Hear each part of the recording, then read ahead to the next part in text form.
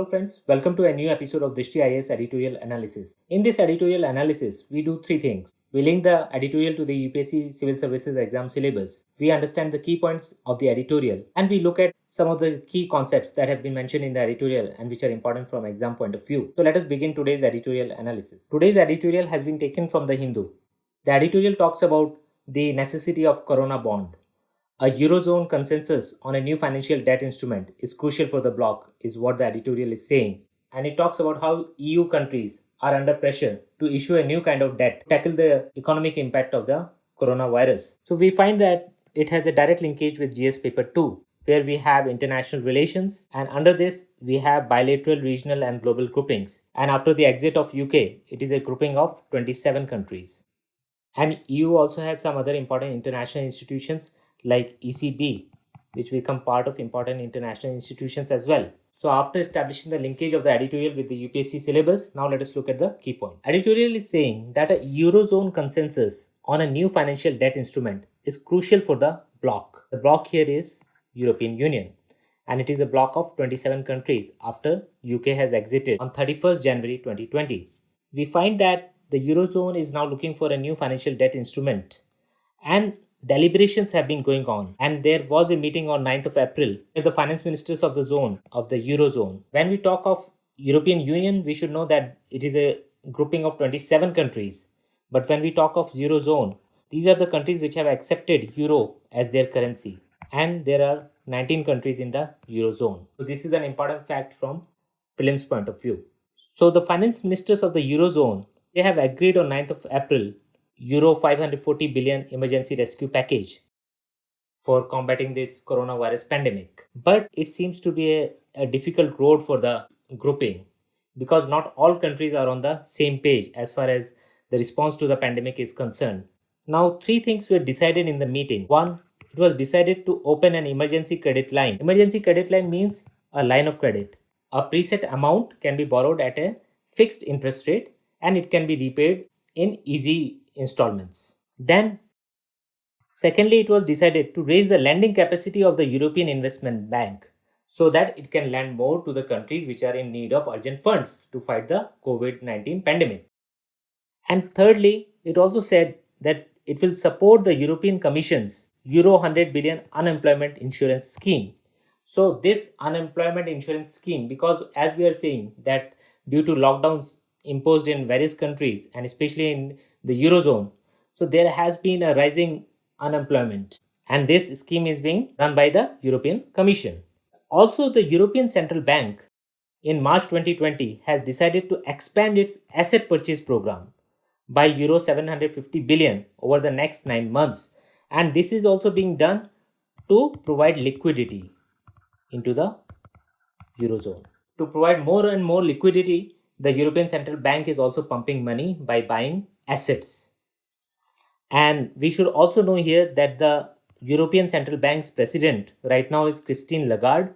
She comes from France. She was earlier the chief of IMF, International Monetary Fund. But there is a controversy over the burden sharing between the richer members in the north and the poorer states in the south within the Eurozone.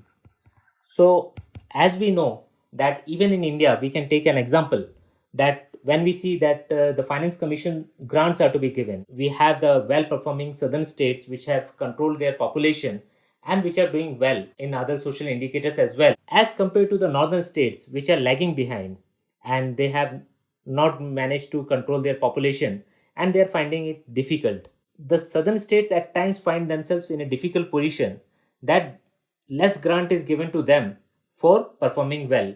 So they do not like that. Similarly, in Eurozone also, there are countries like Germany, Netherlands, Finland and Austria which do not like the fact that they are being fiscally conservative, but the other countries which are not being fiscally prudent, they have to take the burden of those countries like Italy, Spain and other countries. So that is causing a problem between the richer members in the north and the poorer states in the south. And it is seen in the opposition put by Netherlands when Italy said that the pandemic credit to be issued by the European Stability Mechanism should be stripped of any conditionalities. So Netherlands was not agreeing to that. But finally it agreed Italy's point was that the public health emergency posed by this coronavirus pandemic is universal in nature, and it is not that it has been brought on to some country because of its financial mismanagement. So all countries should contribute.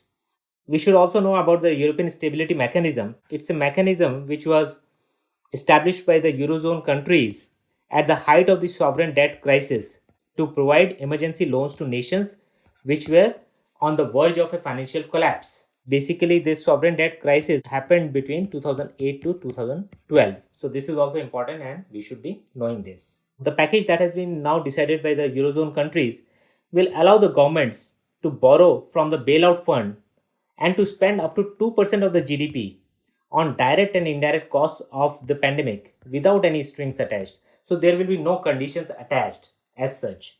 So the emergency package has also seen opposition from political parties in Italy. The prominent among them has been the Five Star Movement, which is a populist movement.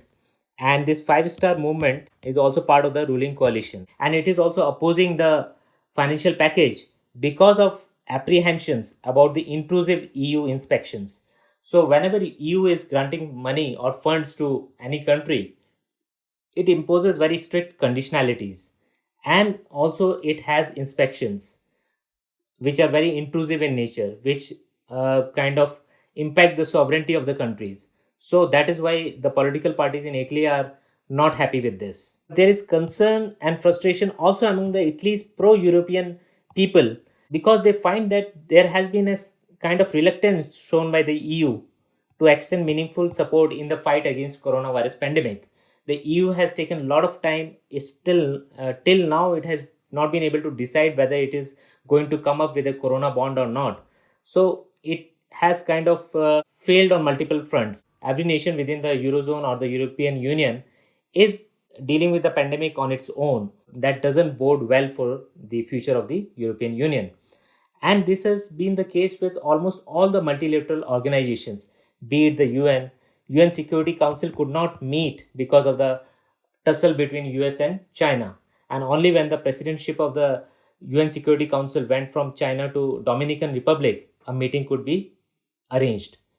And similar has been the case with G20 and other regional groupings as well. So EU is no different, and Eurozone is also facing brickbats for its handling of the pandemic. Now, editorial further says that France, Italy, and Spain, the bloc's three largest economies after Germany, with six other members in the Eurozone, have also requested the European Council for joint issuance of Eurobonds. So, France, Italy, and Spain, they want that it should be jointly issued. So, all the countries should be part of it. But here the controversy comes between the richer countries and the poorer countries of the Eurozone, because countries like Germany, they are not happy with this idea of joint issuance of Eurobonds. Now, the idea of a mutual issuance of debt has drawn only a lukewarm response from Germany, Netherlands, and the bloc's other members. These are known as Frugal Four. Let's look at this concept of Frugal Four. So, four countries, which includes Germany, Austria, Finland, the Netherlands. These are known as the Frugal Four.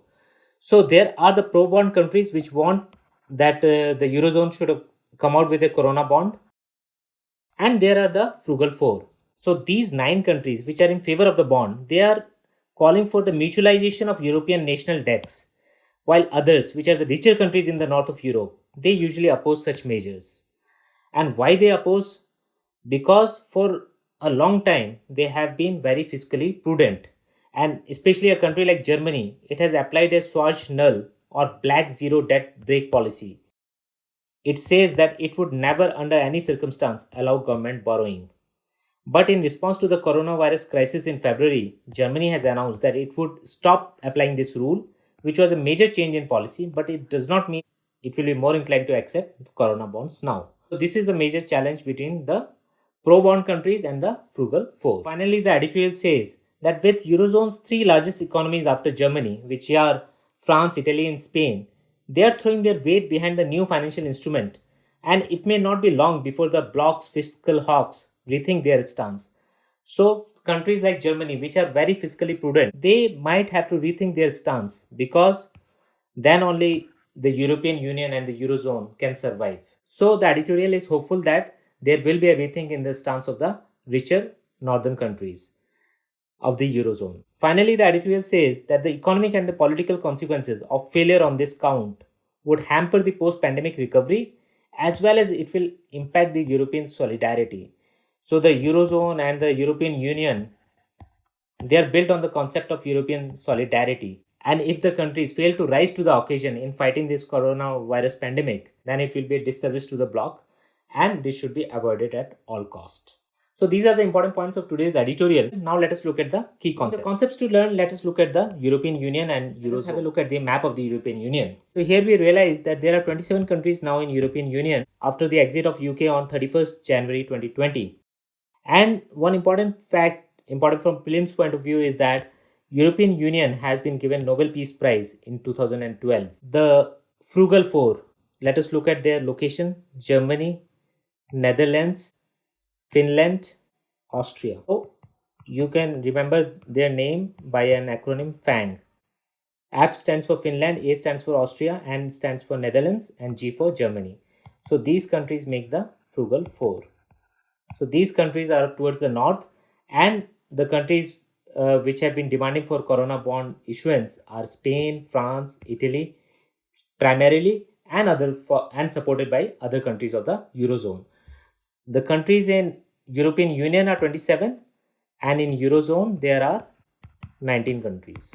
And Eurozone came into existence in 1999, and the European Union came into existence in 1992 by the Treaty of Maastricht. And this is a very important treaty, and this treaty was signed in a place called Maastricht in Netherlands. So this is important to know from prelims point of view. So now let us look at some of the key facts about Eurozone and European Union. So what is Eurozone? Eurozone is a geographic and economic region that consists of all the European Union countries that have fully incorporated the euro as their national currency. That means these are those countries which are part of European Union and which have agreed to have euro as their currency. Eurozone is one of the largest economic regions in the world, and its currency, the euro, is considered one of the most liquid when compared to others. Most liquid means it is very easily tradable, and it is next only to the US dollar. In 1992, the countries making up the European Community signed the Maastricht Treaty. Maastricht is in Netherlands, and thereby creating the European Union. So this treaty is very important from prelims point of view. Now let us look at some of the important EU institutions and bodies. So there is the European Parliament, there is the European Council, Council of European Union, European Commission, and European Central Bank, and many other institutions. Now in the EU's unique institutional setup, the European Union's broad objectives are set up by the European Council, which brings together national and European Union level leaders.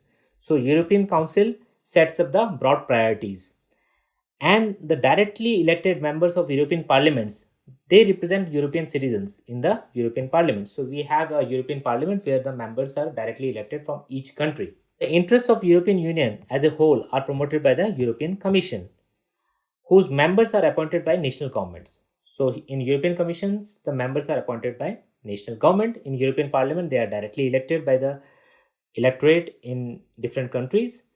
And the governments defend their own country's national interests in the Council of the European Union.